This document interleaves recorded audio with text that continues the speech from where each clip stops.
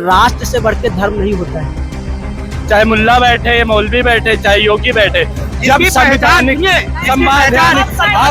किसी सरकार में 80 से अधिक बड़े एग्जाम लीक हो जा रहे हैं, तो इसको हम क्या कहें, एक उद्योग ही तो कहा जा सकता है। लखनऊ के इको गार्डन में यूथ जो है, युवा जो है, वो पेपर लीक और शिक्षा व्यवस्था की समस्याओं को लेकर यहाँ पर इकट्ठा हो चुका है। और ये जितने भी लोग दिखाई दे रहे हैं, सब उत्तर प्रदेश की शिक्षा व्यवस्था से पीड़ित हैं, पेपर लीक के सिस्टम से पीड़ित है और मांग कर रहे हैं कि कम से कम कोई ऐसा सिस्टम बने जो लीक प्रूफ हो, जिसमें पेपर लीक ना हो। आप मेरे सामने देख सकते हैं कितनी भारी संख्या में ये यूथ यहाँ पर इकट्ठा हुआ है, जो बता रहा है कि पेपर लीक का मुद्दा जो है, शिक्षा का मुद्दा जो है, वो फर्जी मुद्दा नहीं है। लखनऊ से हैं आप, किस पेपर को लेके प्रोटेस्ट यहाँ पे कर रहे हैं? मैं मेनली, हम देखिए यहाँ प्रोटेस्ट तो हो रहा है, बट मेरा जो इशू है वो अलग है। मेरा मेन इशू ये है कि जो सरकार है वो हमेशा या तो धर्म पे बात करती है, या तो वो कास्टिस्ट बात करती है, या तो वो कास्टिस्ट मार्क करती है। तो मुझे लगता है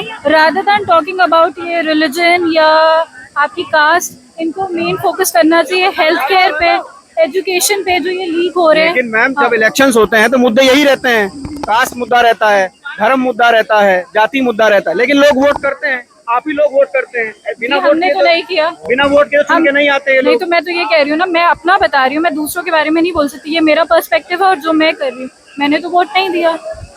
आपने वोट नहीं किया।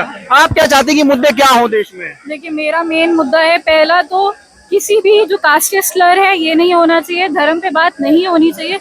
जो बात होनी चाहिए या तो वो एजुकेशन पे होनी चाहिए, या हेल्थ केयर पे होनी चाहिए, या जो इश्यूज है विमेन की सेफ्टी सिक्योरिटी। आपके हिसाब से तो इस प्रदेश के मुख्यमंत्री योगी आदित्यनाथ को भी नहीं होना चाहिए, क्योंकि वो भी एक धर्मगुरु है।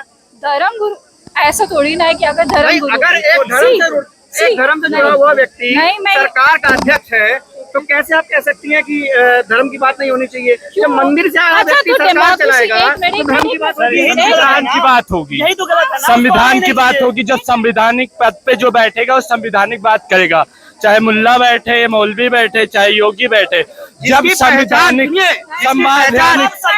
आपकी पहचान चेंज हो जाती है। आप धर्म के आधार पर देश नहीं चलाएंगे, आप इंडियंस हैं, हम इंडियंस हैं बस। अगर आप चोला नहीं उतारा है, उतार देना चाहिए ना। जब आप कहते हैं देश संविधान से चलेगा, तो किसी भी धर्म की बात ही नहीं होनी चाहिए। हमारा मुद्दा है, अगर वो धर्म के आधार पे चला रहे हैं वो गलत है ना, इसीलिए तो इतने लीक हो रहा है। योगी धर्म का चोला पहनकर, भगवा चोला पहनकर गलत है ना, यही तो दिक्कत है। बिल्कुल उतार देना चाहिए। कोई भी, जब आप कहते हैं देश संविधान से चलेगा तो धर्म की बात ही नहीं होनी चाहिए। इतने धर्म गुरु है वो बात करें, इतने शंकराचार्य हिंदू धर्म में वो बात करें। अब देश के जो चीफ मिनिस्टर है प्रदेश के, वो बात करेंगे धर्म की। इतने बाबा हैं, इतने शंकराचार्य हैं, वो लोग इतने हिंदुओं के ट्रस्ट है, वो बात करें। कॉन्स्टिट्यूशन में किसी धार्मिक व्यक्ति का सत्ता पे बैठना अलाउड नहीं है। अगर वो धार्मिक है तो अपनी पहचान उतार के, धार्मिक व्यक्ति है ही नहीं, सिर्फ धर्म का चोला पहन के राजनीति करने वाले व्यक्ति है। एक धार्मिक व्यक्ति की पहचान ये होती है कि वो सत्ता का भोग कभी नहीं करेगा, कभी सुख का भोग नहीं करेगा। वो सिर्फ और सिर्फ अपना और सिर्फ ये भगवा चोला पहने हुए, उसमें छुपा हुआ उसके आड़ में सरकार चला रहे हैं, उसके आड़ में बिल्कुल हिंदू मुस्लिम के नाम पे लोग भावुक हो जाते हैं। मैं कहता हूँ कि आपने कभी योगी जी का भाषण सुना है? होता क्या, हमारे देश के लोग बहुत भावुक लोग हैं। जहाँ बात जात पात की होगी, हिंदू मुस्लिम की होगी, उन्हें लगे ओ हिंदुओं की आबादी है 80%, भारत में अगर मुस्लिम ज्यादा हो जाएंगे हिंदू खतरा, इसी आधार पर सरकारें जीतती हैं और इसका फायदा उठाती है। हम देखते हैं बंगाल में चुनाव हुआ अभी, वहाँ पे हमने चुनाव में भाषण देखे, योगी जी का भाषण, मोदी जी का भाषण, सबके भाषण धार्मिक भाषण थे। मुल्ला मौलवी चूड़ी टाइट बुलडोजर सब यही था। बिल्कुल हमने कहा इस चीज को कि वो व्यक्ति कभी धार्मिक नहीं हो सकता जो साधु का चोला पहन के नफरत फैलाने की बात करे। आपने अगर मुख्यमंत्री का भाषण सुना होगा, कभी उस व्यक्ति के मुंह से शिक्षा के नाम पे अगर एक शब्द आप दिखा दीजिए, मैं चैलेंज करता हूँ, कभी उसने ये बात नहीं की। उसकी आवाज उसकी जब बुलंद होती है मंच पे चढ़ के, वो व्यक्ति हमेशा यही कहता है कि इनको ठोक देंगे, इनकी गर्मी शांत कर देंगे। ये एक संत की भाषा होती है। बिल्कुल मैं नहीं कोई नहीं कह सकता जो जानकार व्यक्ति है कि वो आदमी योगी है। और हम कहते हैं कि इस उत्तर प्रदेश जैसे स्टेट के मुख्यमंत्री को आप सोचिए कि जो लोग मंच पर खड़े होकर बड़ी बड़ी बात करते हैं, फिलहाल यहाँ ये मुद्दा नहीं, मुद्दा हमारे पेपर से संबंधी, हम उस पर बात करने के लिए, लेकिन आपने ये बात पूछा है तो मैं उसका जवाब दे रहा हूँ। बिल्कुल वो जड़ जहाँ है वहाँ के लोग जाने। हमारा जो मुद्दा है यहाँ हम सिर्फ और सिर्फ इसलिए आए हैं कि उत्तर प्रदेश पुलिस का, उत्तर प्रदेश दरोगा का पेपर हमने दिया, आपने भर्ती का स्कोर कार्ड जारी नहीं किया, आपने रिजल्ट जारी कर दिया, 130 नंबर पाने वाला बच्चा सिलेक्ट है, 140 पाने वाला बाहर है। क्यों बाहर है? क्या इस चीज को मैं नहीं जान सकता? अगर आप पेपर दिए आप नहीं जान सकते? यही सवाल है सरकार से, इसीलिए हम यहाँ इकट्ठा हुए हैं। वो नॉर्मलाइजेशन का फार्मूला क्या है, किस बेस पे आप नॉर्मलाइजेशन कर रहे हैं? क्या कह रहे हैं आप? अभी जो सवाल कह रहे थे, मैं सुन रहा था कि क्या धर्म का 16 छोड़ देना चाहिए। मैं बता दूं, जिस धर्म से आते हैं उस धर्म में बताया जाता है कि राष्ट्र से बढ़ के धर्म नहीं होता है। समझ रहे हैं इस बात को? ये मेरा सीधा जवाब है। आप इसमें जो समझना हो समझ लीजिए। नहीं, आप कह रहे हैं राष्ट्र से बड़ा कोई धर्म नहीं होता। कहने का मतलब, अगर राष्ट्र प्रेम है ना तो धर्म प्रेम से ऊपर होता है। अगर उनको देश चलाना है और देश को आगे ले जाना है तो हिंदू मुस्लिम के सारे संबंधों को छोड़कर शिक्षा को बात करिए, आप संविधान की बात करिए। और हम लोग इसीलिए यहाँ पे आज इकट्ठा हुए हैं कि शिक्षा पे बात करें, ना कि हिंदू मुस्लिम और सनातन धर्म पे बात करें। नहीं, पहली बात मैं कहूँगा, आपने अभी कुछ दिन पहले उनका एक बयान सुना होगा। स्वामी विवेकानंद ने कहा था कि तुम मुझे खून दो, मैं तुम्हें आजादी दूंगा। इस बात से आप उसकी सोच का और उसकी क्षमता का अंदाजा लगा सकते हैं जो कितना बड़ा धार्मिक। स्वामी विवेकानंद जैसा राष्ट्र भक्त कोई नहीं था। उस व्यक्ति का स्टेटमेंट जिसको नहीं पता है, वो व्यक्ति कभी योगी नहीं हो सकता। धार्मिक कैसे हो सकता है? आप देख सकते हैं, लोगों का कहना है कि सत्ता में जो लोग बैठे हैं वो धार्मिक चोला उनको उतार देना चाहिए, क्योंकि जड़ सब वहीं से शुरू होती है। जी, कहाँ से हैं आप? मैं बलिया से आया हूँ। क्या करते हैं आप? मैं स्टूडेंट हूँ। कौन से पेपर की तैयारी कर मैं रहे हैं? यूपीएससी प्रिपरेशन कर रहा हूँ। मैंने मेंस लिख चुका हूँ ऑलरेडी। पहली बात, अगर जो लोग कह रहे हैं ना कि विरोध कर रहे हैं, विरोध किसी पर्सनल एक इंडिविजुअल पर्सनालिटी का हम लोग विरोध करने आए हैं। पहली बात मैं बता दूं कि हमने कोई प्रोटोकॉल नहीं तोड़ा। यहाँ पे नंबर ऑफ स्टूडेंट्स प्रोटेस्ट कर रहे हैं, सब कुछ शांति तरीके से है। हमने पूरे नियमों का पालन किया। नहीं, मैंने सुना यहाँ पे चल रहा है। दूसरी बात, अगर हम as a citizen of this country, अगर हम प्रिवेंशन की बात ना करें, पेपर लीक प्रिवेंशन की बात ना करें, अकाउंटेबिलिटी की बात ना करें, तो कौन करेगा? भाई, डेमोक्रेसी आपका अधिकार है करना। जाहिर सी बात है, अधिकार है और करेंगे। वो जो पदासीन लोग हैं, जो पद पे बैठे हुए हैं, पहली बात मुझे ये समझ नहीं आता कि अगर आपके पास एजुकेशन नहीं है, अगर आप जानकार नहीं है, आप वेल क्वालिफाइड ऑब्वियसली टीचर तो नहीं बन सकते। आपके पद की जो गरिमा है वो आपके नॉलेज से तय होती है, ना कि आप अगर कोई हेरिडेटरी फॉलो कर रहे हैं। अगर आप बीजेपी से हैं, आपका बेटा, आपकी जो भी है, वो बनते जाएंगे। सबसे पहले अकाउंटेबिलिटी बहुत जरूरी है डेमोक्रेसी में, और डायरेक्ट पार्टिसिपेशन होना चाहिए, चाहे वो कोई भी हो।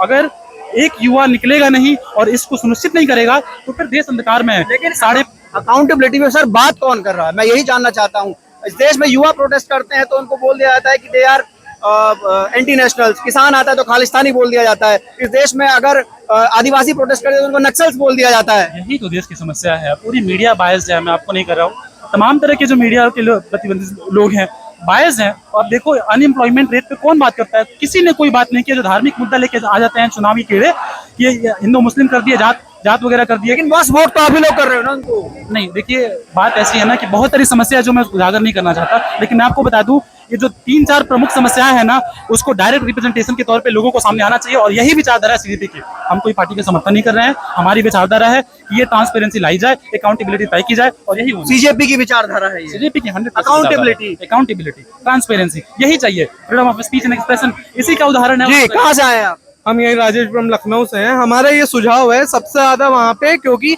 जनता को मूर्ख इसलिए बनाया जा रहा है, ये मीडिया द्वारा बनाया जा रहा है।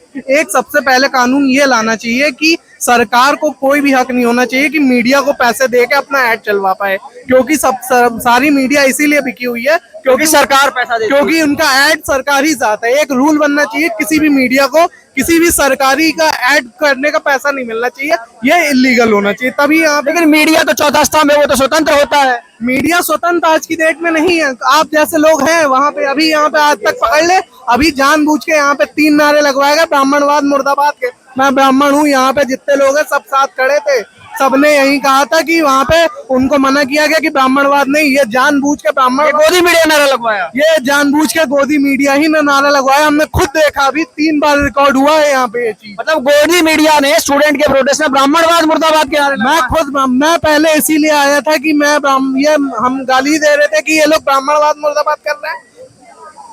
हम पहले ये खुद देख रहे थे कि इनको गाली दे रहे थे। जंतर मंतर वाली में हमने इनको बहुत गाली दी, कॉकरोच को, पर यहाँ देखा कि यहाँ पे ब्राह्मणवाद पहले ही यहाँ पे कुछ, वहाँ पे आप जैसे, आप नहीं, मतलब रिपोर्टर ही कह रहे हैं कि यहाँ पे 2-3 लोगों से ब्राह्मणवाद मुर्दाबाद के नारे लगाओ ताकि उसकी बाइट आए।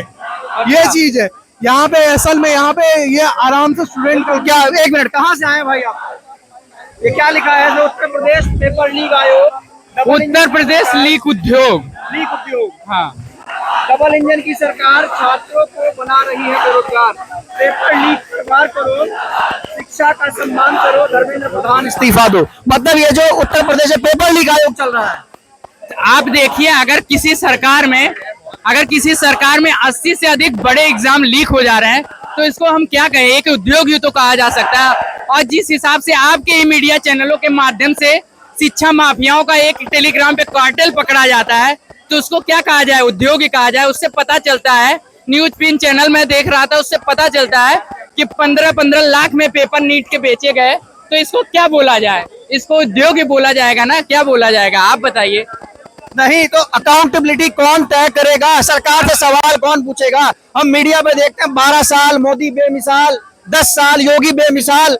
आप देखिए, मैं यहाँ पे आया इसीलिए हूँ कि क्योंकि मैं ये व्यक्तिगत सत्याग्रह आंदोलन मैं स्वयं चला रहा हूँ गांधी जी के विचारों पे, और मैं अपनी पीड़ा यहाँ पे बताने आया हूँ सरकार को कि ये जो अन्याय कर रही है छात्रों के साथ, छात्र जो है देश के ये बैकबोन है, अगर इनके साथ ये अन्याय करेंगे तो ये जो युवा वर्ग है, पूरे देश में सबसे अधिक युवा वर्ग इस समय भारत में है, जिनको स्किल डेवलप करके इनको रोजगार में लगाना चाहिए, उनको आप आंदोलन करने के लिए मजबूर कर रहे हैं। तो ये आने वाले समय में क्या होगा इस देश का, यही होगा कि ये बेरोजगारी के सवाल आप पूछ रहे हैं, सरकार कोई जवाब नहीं दे रही है, वन वे कम्युनिकेशन हो रहा है, उधर से कोई जवाब नहीं आ रहा। तो सरकार अगर जवाब नहीं दे रही, देखिए हमारे पास बहुत मैन पावर नहीं है, हमें एक सिंपल से छात्र हैं, यहाँ पर अपनी मांग रखने आए हैं।